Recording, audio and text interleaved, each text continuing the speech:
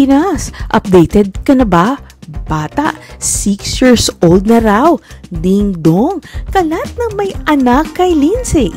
Marian, deadma lang. Ilang araw na raw kumakalat sa social media ang pinag-uusapan na naman ng mga marites na lumala ng issue na may anak si Ding Dong Dantes sa dating Kapuso star na si Lindsay De Vera. Well, nasabi naming lumang issue na ito dahil year 2021 nung unang pumutok na di umano'y naging secret affair ng mister ni Marian Rivera kay Lindsay. Nabigyan na rin ng pahayag noon ni Marian na tinawanan lang ang issue at hindi naniwalang may nabuntis ang kanyang mister. Muli na namang nabuhay ngayon ang isyong may naanakan si Ding Dong dahil sa blind item ni Ninang Christy Fermin sa kanyang YouTube vlog na may isang pamilyadong aktor ang di umano'y may 5 or 6 years old ng anak sa dating nag-aartista. Dahil blind item nga, pahulaan kung sino ang pambatong aktor ng estasyon na family man at napaka-responsableng ama sa kanyang mag-iina. Ayon na rin sa paglalarawan sa kanya ng veteran columnist, TV at radio host.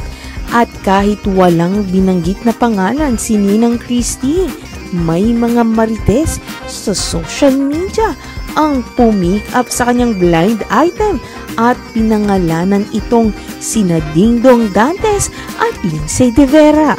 Pero kahit ilang araw na ngang pinag-uusapan yan sa Facebook at YouTube, deadma lang at tila walang balak si Marian Rivera na patulan ng isyong yan. Lalo't masayang masaya at tahimik ang pamilya nila ngayon ni Ding Dong. Una, bakit nga naman niya kailangang bigyan ng atensyon ang isyong yan? Nasagot at tinawanan lang yan niya noong year 2021. Pangalawa, blind item nga. Bakit naman siya pipiyok? Di lalabas pang guilty at defensive siya, di ba? Well, hanggat walang resibo na lumalabas tungkol sa isyong yan, mananatiling chismis yan. So, tama lang na huwag na lang magpa-apekto sina Marian at Ding Dong at mag-focus na lang sa pamilya nila. Ilang araw na raw kumakalat sa social media ang pinag-uusapan na naman ng mga marites na lumala ng issue na may anak si Ding Dong Dantes sa dating Kapuso star na si Lindsay De Vera. Well, nasabi naming lumang issue na ito dahil year 2021 nung unang pumutok na di umano'y naging secret affair ng mister ni Marian Rivera kay Lindsay. Nabigyan na rin ng pahayag noon ni Marian na tinawanan lang ang issue at hindi naniwalang may nabuntis ang kanyang mister.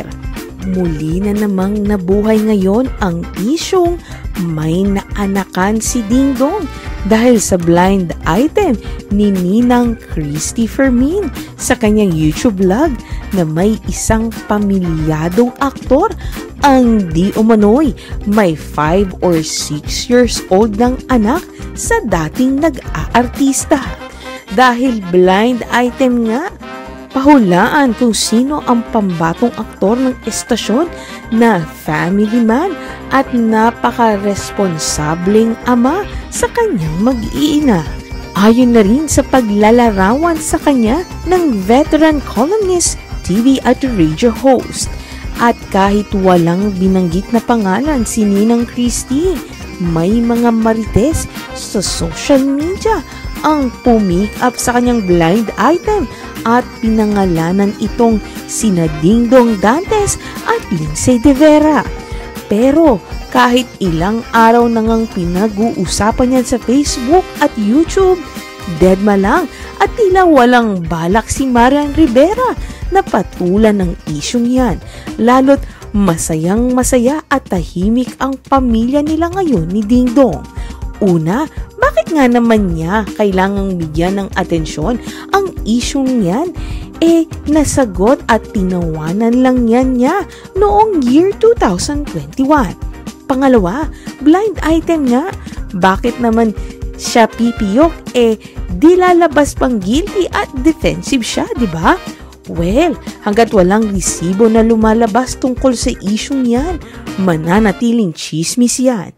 So, tama lang na wag na lang magpa-apekto sina Marian at Dingdong at mag-focus na lang sa pamilya nila.